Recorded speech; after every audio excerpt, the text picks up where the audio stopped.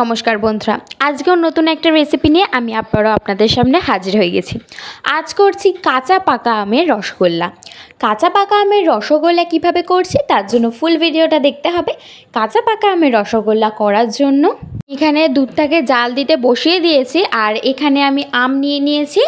সেটাকে আমি খোসা ছাড়িয়ে গ্রেটারের সাহায্যে গ্রেট করে একটা জুস বানিয়ে নেব।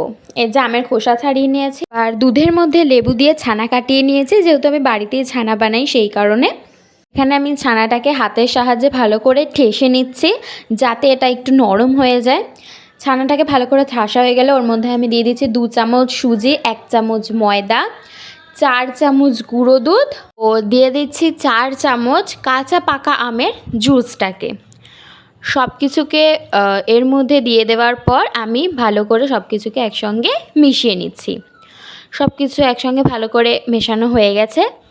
এবার এর থেকে আমি একটু একটু করে ডো কেটে রসগোল্লার আকারে একে একে কেটে নিচ্ছি। আর এদিকে রসগোল্লাগুলো করা হয়ে গেছে, আর এইদিকে আমি জলে চিনি দিয়ে চিনির একটা শিরা তৈরি করে নিচ্ছি। চিনির শিরাটা করা হয়ে গেলে এর মধ্যে আমি দিয়ে দিচ্ছি কাঁচা পাকা আমের জুসটাকে।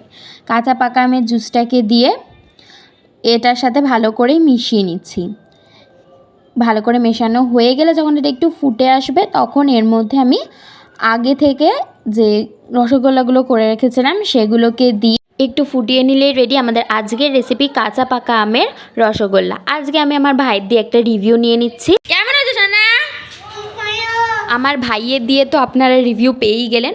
ও তো বলেই দিয়েছে যে খুব ভালো হয়েছে খেতে, আর এটা কিন্তু সত্যি দুর্দান্ত হয়েছিল খেতে।